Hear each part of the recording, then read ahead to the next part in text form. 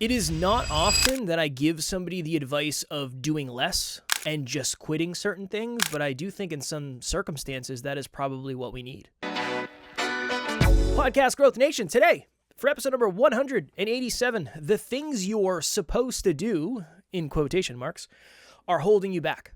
Potentially. For a lot of us, for many of us, for most of us, for all of us. I think it depends on where you are in the journey. But I had a conversation with somebody yesterday. And this person said, I really want to grow, but I'm running out of time. I have a full-time job. I'm doing a lot. I put a lot of time into my episodes. I try to be as thoughtful as I can. And I'm just doing a lot of stuff. And I don't feel like I can really add any more to my plate. And this is obviously a collapsed version of the conversation because we chatted for almost an hour. But we got to a point where I said, well, what are you doing that's not really serving you anymore? What are you doing that you feel like you're supposed to be doing that's not actually bringing you results yet? Now, we'll get into this because obviously that's a dangerous question. And we got to a few things. Well, there's a newsletter and there's a blog and there's this and there's this. Why don't we get rid of those? Because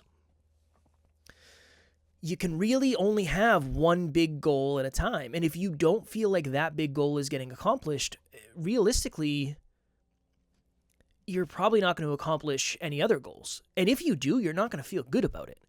I'm convinced the things that we think we're quote unquote supposed to do are usually not even aligned with the ultimate goal. We just don't know it because we're all told we're supposed to do those things. I'll never forget this. This was in probably 2019, but very early on, 2018, 2019. I had just left my job to do this full time, and I was broke as humanly possible at that point. And we had a mentor who was very big in our industry. And we said, look, we're doing 3 emails a week for our audience. And these are video emails. Like these take time. Alan and I would sit down and we'd record a video. I'd edit the video. We'd put it up. It would be this whole thing. And we did this for months. I mean, we were running this. And he said, nah, that's a waste of time. You shouldn't be doing that. It's just right now where you are, it doesn't make any sense.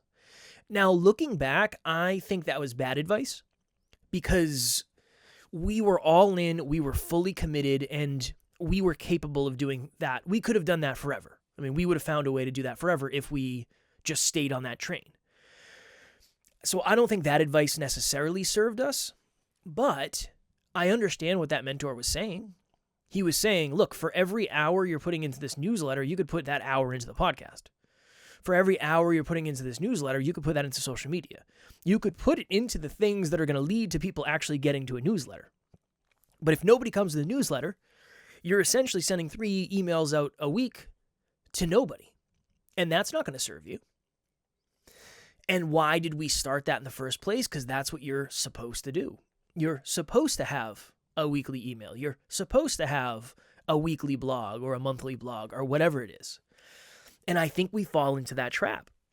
And if you don't, and this is I mean this with so much love to everybody. If you don't know why you're doing it, you can't really know if you're succeeding at it. If you don't know why you're doing it in the first place, what are the odds you actually win at it?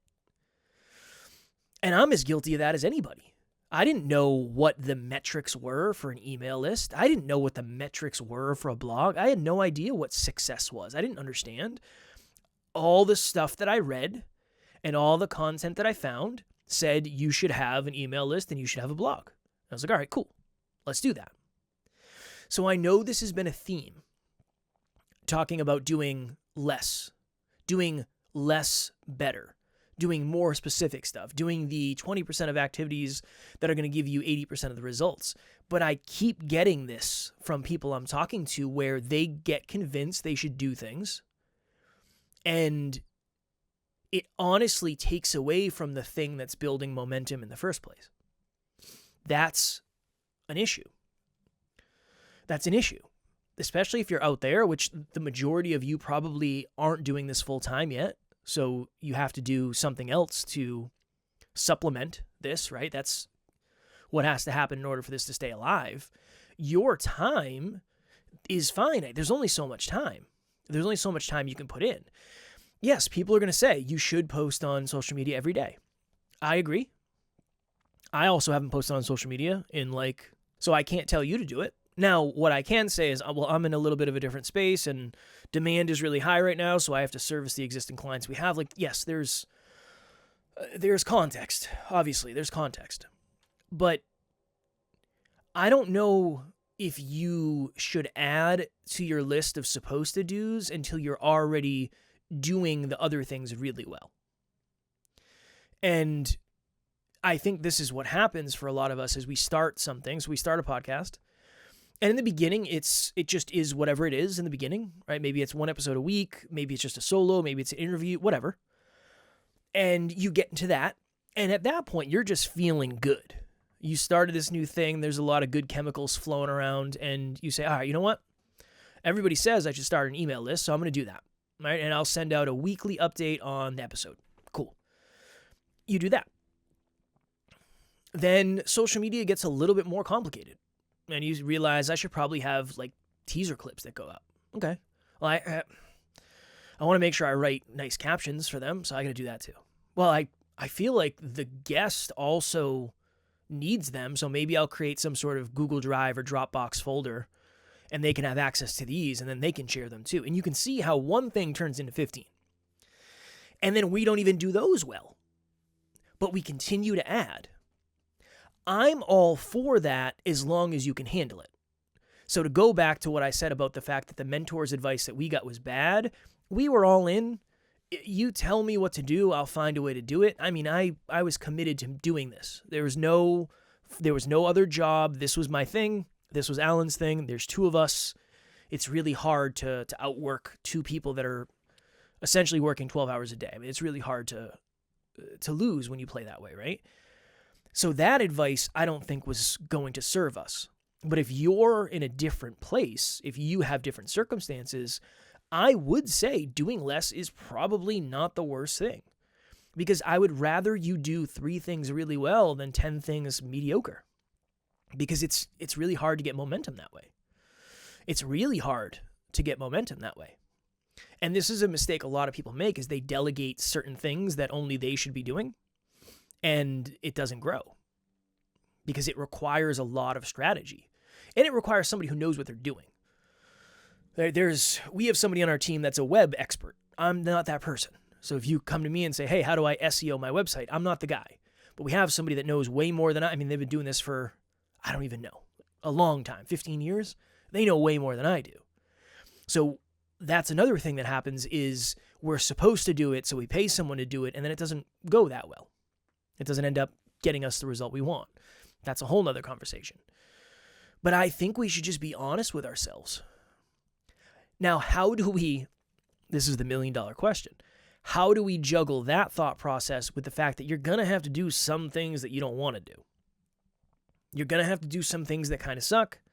And obviously, you're going to have to do things that don't work for a long period of time. I don't know if I have the answer yet.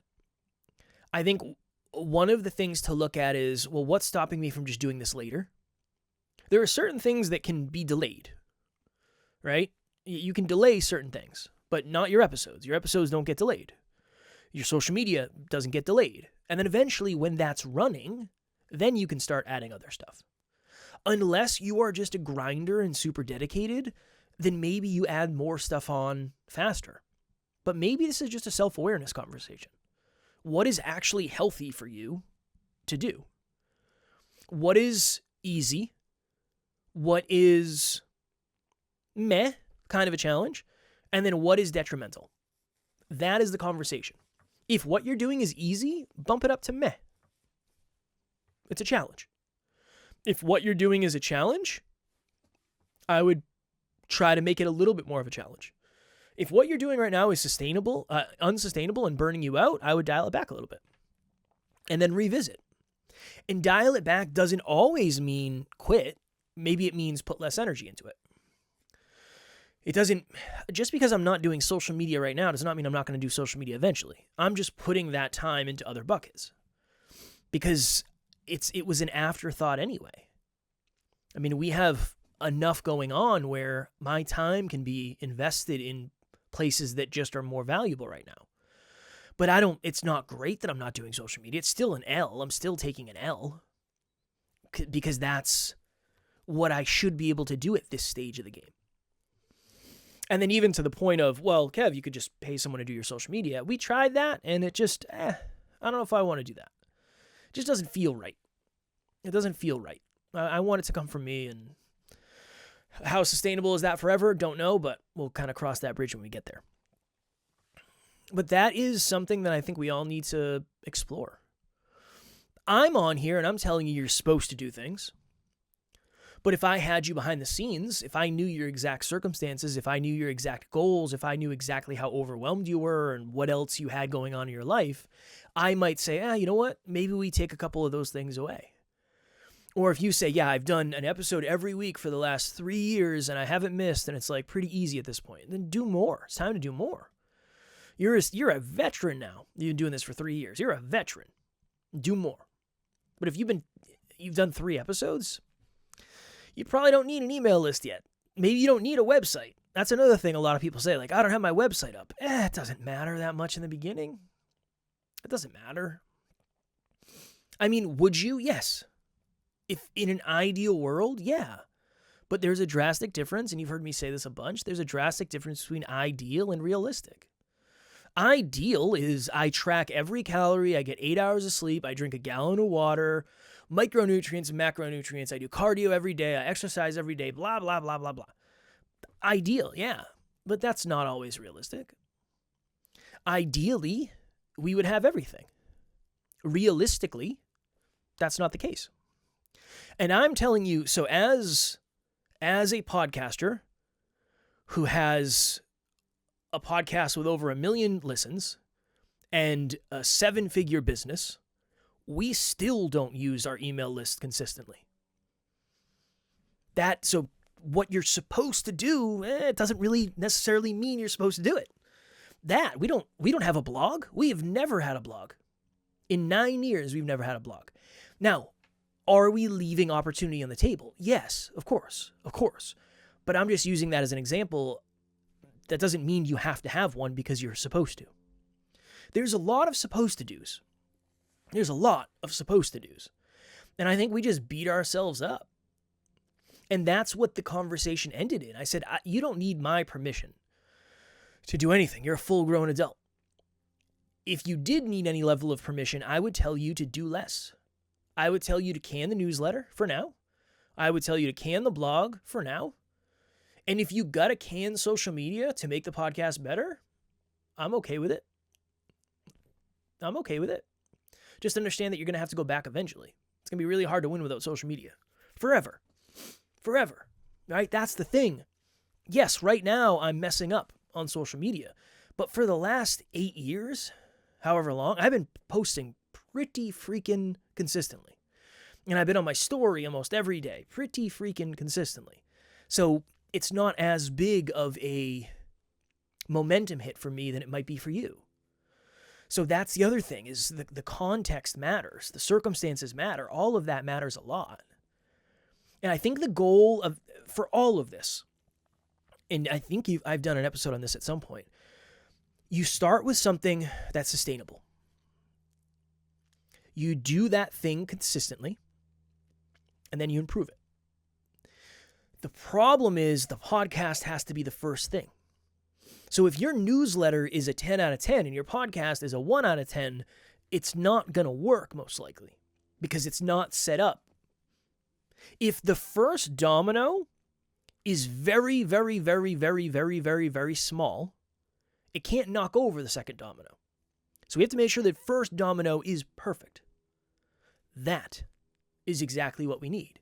We need to make sure the thing that we're doing that starts everything else, that creates the domino effect, that's done at a really high level. Then, when we are skilled enough, when we're competent enough, when we are consistent enough, all that, to get that done as often as it needs to be done, then we can add the next thing. But I think a lot of us start out with everything, and in the beginning, it feels good, and then you realize, oh my goodness, I can't sustain this. And then this journey starts to suck, and you don't enjoy it. juggle that thought process with the fact that there are going to be some things that you don't enjoy. I'm telling you. And I don't think there's anything wrong with that. There's a lot of people that would, I don't know, they would say, well, you're supposed to enjoy the whole process. I don't believe that. I don't think that's real. I really don't. I do think it's all supposed to be worth it, for sure. But I don't think you're going to enjoy everything. Do you enjoy audio editing? Do you enjoy video editing? Maybe you do. If so, awesome. That's a superpower. If not, something you got to do for a while, right? Do you enjoy social media? A lot of people don't. Something you're probably going to have to do for a while and kind of take it from there. So if you've ever been in the bucket of there's so many things that I'm supposed to do and I feel like I'm losing because I'm not doing them, I would say, how well are you doing the things that are non-negotiables? How well are you doing the things that are non-negotiable? This is a podcast about podcasts. You having a podcast that you invest in with your time, energy, effort, focus, money, whatever it is, that's a non-negotiable.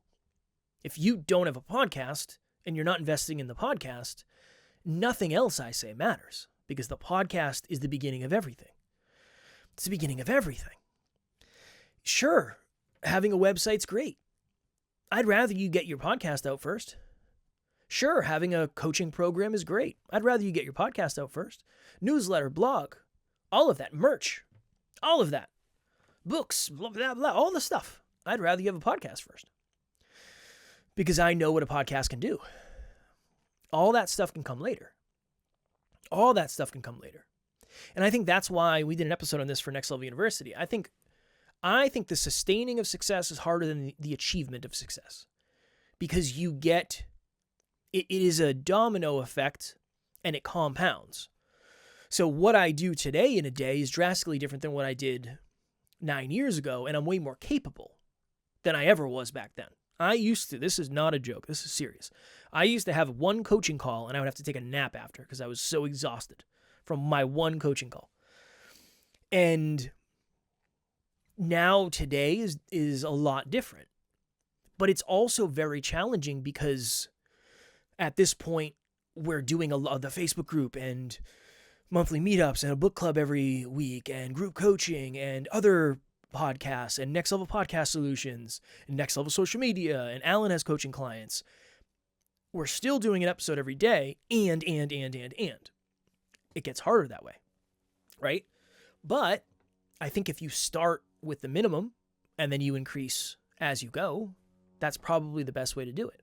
I don't think anybody should start with 7 episodes a week. I don't think most people should ever get to a point where they're doing 7 episodes a week, honestly. But if you were to start there, that would be terrible. You got to lock in 1. You got to know how to set up the equipment for 1.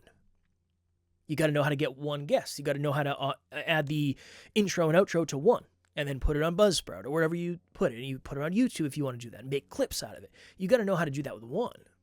Then you can do 2. Then you can do 3. Then you can figure it out from there. So the simplest takeaway, I think, in this episode is, if you're guilting yourself over the things that you're supposed to do but you're not doing, I would reevaluate. And I'm as guilty as anybody. I've told you that you're supposed to do certain things, and I'm going to try to continue to lean into that, but with more context. Because in an ideal world, sure, we do it all, right? But we don't live in an ideal world. We live in a realistic world. Now, I want to make realistic more ideal, but easier said than done. So that's kind of my thought process today. What are the things, last thing before we get out of here. We had a meeting. Alan and I had a meeting one time. I think this was last year, beginning of last year. And we were just both so overwhelmed. And we just didn't have any time. We were just running out of time.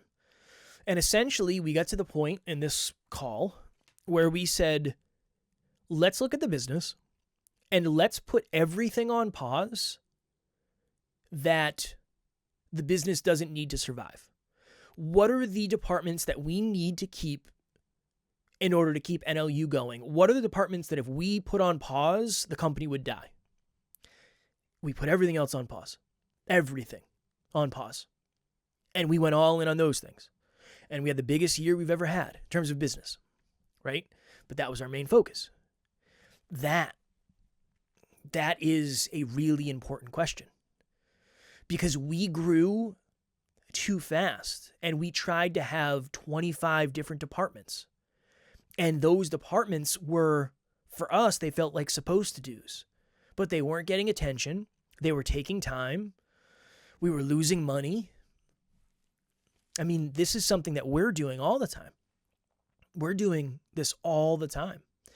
There are certain things going on right now where like I'm getting pulled out. So, okay, I'm not going on podcasts as a guest right now until at least April. It might not be till summer. I don't know yet. I'm the podcast guy. I've been on 1,000 podcasts as a guest. I'm supposed to be doing that every day. Right now, I can't. It's not right. I'm supposed to be posting on social media. I'm supposed to be in our Facebook group every day. I'm supposed to be. But that's not accurate for right now. It's not optimal for right now. It's not ideal for right now. So I think that's really the conversation we're having. High level, 30,000 foot view, what's ideal is very different than from base camp 1 to base camp 2. It's very different. I'm going to leave us with that, okay? All right, if you're out there and you don't know what you're supposed to do or what you could let go of, or you need help figuring out what are the 20% of activities that lead to 80% of the results, I'll have my link below for a free 30-minute podcast breakthrough session. I'm still doing those, even though I'm not going on podcasts as a guest. So I'll have my link below for that. And then as always, Podcast Growth Nation, our group of podcasters, right? If you're looking to surround yourself with other podcasters and get more podcast content, we have a private Facebook group for that. I hope that you are giving yourself grace when you need it, but giving yourself grit when you need it. I think that's a really challenging thing as a podcaster, entrepreneur, business owner, just as a human being in general. A human being with goals, it's really hard. I mean, if you're aspiring for something, it's really easy to beat yourself up. And on the opposite end, it's really easy to let yourself off the hook. So I hope we're all finding what's optimal for us, because again, what's optimal for me is not optimal for you and vice versa. That's why this journey is so freaking weird. All right, until next week, keep on crushing it, keep on podcasting, and I will talk to you all then.